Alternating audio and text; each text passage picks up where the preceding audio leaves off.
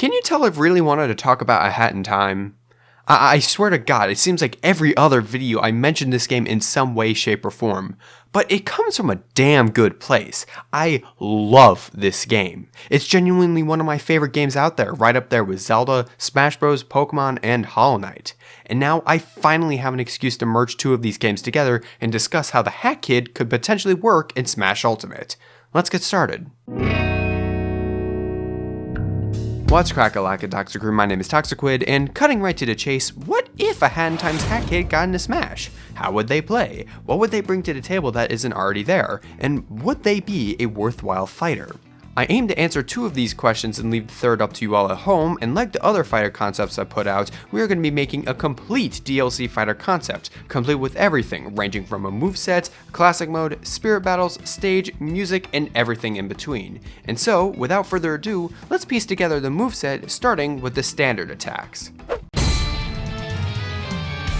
After dropping into the stage, Hat Kid is ready to rumble. Starting off with a jab combo, we immediately make use of that big ol' umbrella and does the signature umbrella swipes as seen in A Hat in Time. It's not a flashy combo, but an effective left swipe, right swipe, thrust combo. The dash attack is a bit unconventional, but is the dive move and acts as a two-parter dash akin to Simon and Richter's down tilt. Hat Kid flies forward, and with a second button pressed as soon as she hits the ground, she boosts forward with a flippy kick. The forward tilt thrusts the umbrella out in front again, but this time it pops open, dealing more damage. The up tilt is similar to Isabelle, but will replace the broom with an umbrella, and the down tilt is a stab forward while Hat Kid is hugging the floor. The Getup attack is a rebound upwards with a small bound, dealing damage with a Shockwave. And finally, the ledge Getup is a final umbrella thrust of this moveset, stabbing it forward while recovering from the ledge. And with those now out of the way, let's speed through the smash attacks. The side smash uses a timepiece from A Hat in Time, pulling out a timepiece hourglass and slamming it on the floor, causing a localized explosion. The up smash expands the umbrella upwards, using it like an actual umbrella. And finally, let's break continuity and discuss the down smash, in which I'd make it the scooter spin, where Hat Kid busts out the scooter without express use of the sprint hat for US student Hat in Time fans, and just does a donut. For the neutral air, she extends the umbrella out front, expands it, and twirls. It's not a longer range nair, but it gets the job done. The forward air is the umbrella slash. Hat Kid swipes the umbrella horizontally and really leans into it. The back air is what I refer to as the pop burst, as she stabs forward the umbrella, opens it up, and the resulting force pushes you forwards away from the way the attack is going. The up air is the umbrella spin, think a weaker up smash, but in the air. The principles are still the same. And lastly, the down air is the kickity kick, actually using Hat Kid's appendages outside of a held weapon, in this case her very stubby legs. In this attack she kicks 3 times downwards, and ironically this is the one aerial that spikes. And with that all said and done now, let's swing into the grabs and throws.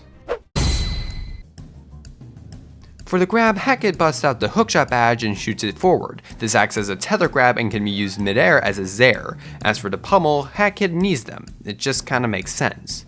For the forward throw, she swings the umbrella like a baseball bat to hit the opponent outwards. This could also work with the Nyakuza bat, but I digress. I'll leave that up to you all.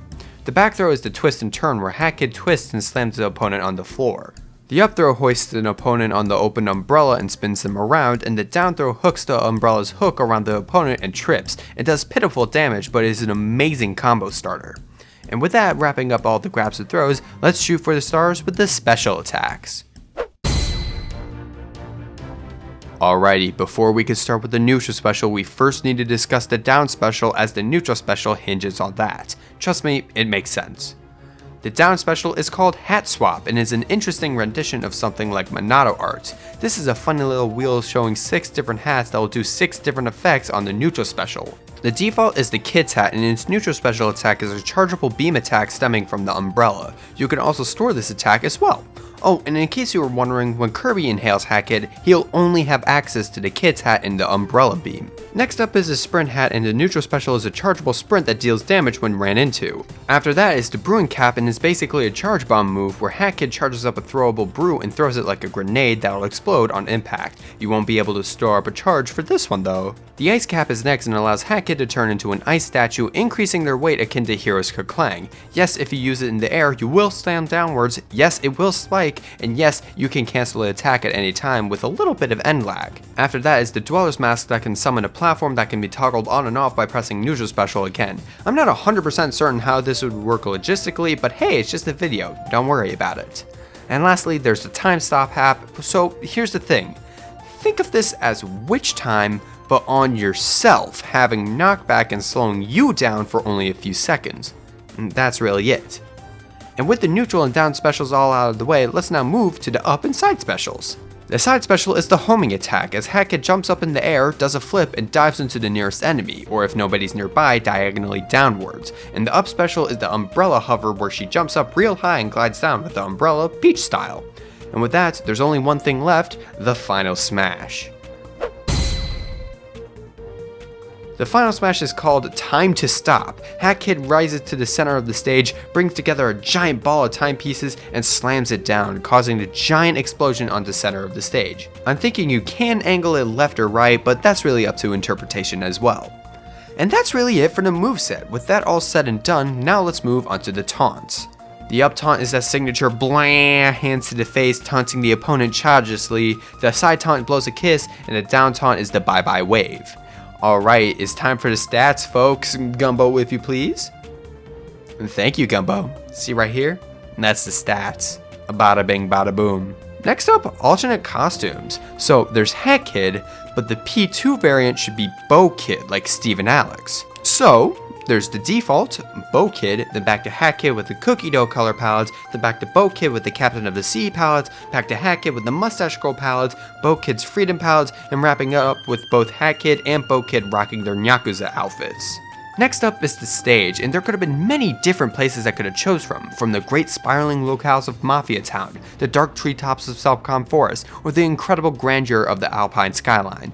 But those don't really communicate a hat in time in the same way that the time rifts do. So that's the stage. This aesthetically is the same as in the game, but it has a circular platform with gears on it as platforms. But whereas the overall platform count will be the same each time, every time you enter the stage, the overall layout will be different, Mario Maker style. And every stage needs a set of catchy music, and Hat in Time has a damn good amount of songs to use.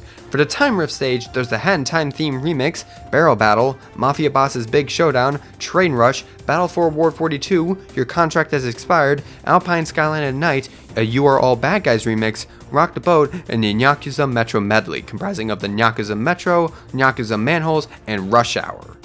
Alrighty, the last two things that we need to cover are the spirits and the classic mode. Let's start with the spirits.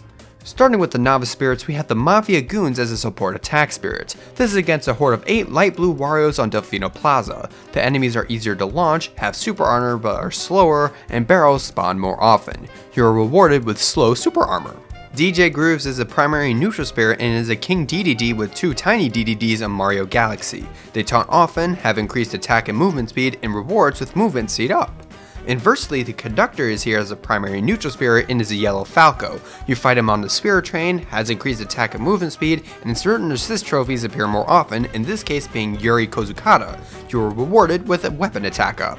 Moving on to the advanced spirits, there's Queen Vanessa as a primary grab spirit and is a purple Ganondorf on Luigi's Mansion. Fog appears on the stage, gravity is increased, prefers side specials to grabs, and you start the battle at 300%. You are rewarded with fog immunity.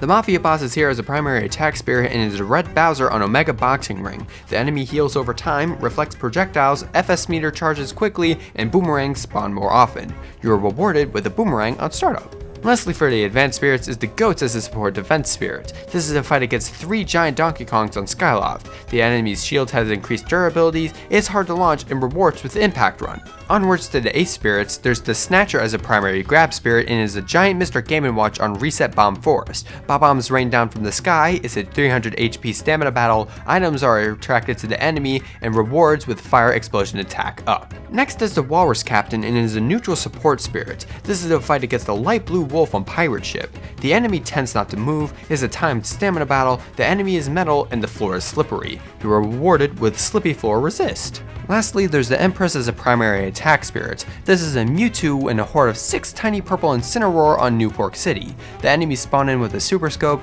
the enemies tend to run away, is a timed battle, have random final smash, and that may sound like a lot, but luckily you only have to defeat the main fighter to win. You are rewarded with a super scope on startup.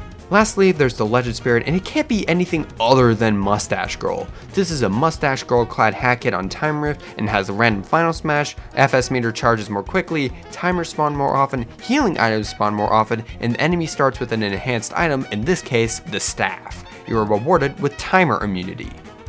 Alrighty, all that's left in the video is the classic mode and loosely details the events of a Hat in Time titled To the End of Time, and like all classic modes has 8 rounds with one of them being a bonus round.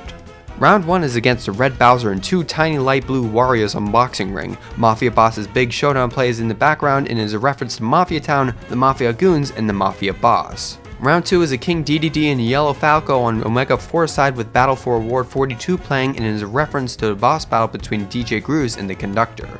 Round 3 is a giant Mr. Game & Watch on Reset Bomb Forest with Your Contract Has Expired playing in references to Snatcher boss battle. Round 4 is 3 giant DKs and an Olimar on Skyloft with Alpine Skyline and Night playing in references to Goat and the poisonous plants in the aforementioned Alpine Skyline. Round 5 is a Wolf on Pirate Ship with Rock the Boat playing in references to Arctic Cruise. Round 6 is a Mewtwo and 4 tiny Incineroars on New Pork City with the Nyakuza Metro medley playing and is a reference all to the final battle at the Nyakuza Metro. Round 7 is a bonus round. Neat! And finally, round 8 is a Mustache Girl clad hack kit on Final Destination with the You Are All Bad Guys remix playing and is a reference to the final confrontation with Mustache Girl. Phew, that's it. That's what Hat Kit could look like if she was in Smash. And seeing as I have the kid's hat right here, does that mean I can do the umbrella beam attack? I mean, there's one right in front of me. Oh? Oh? Oh. Fuck. Skip it up. Wait, come on.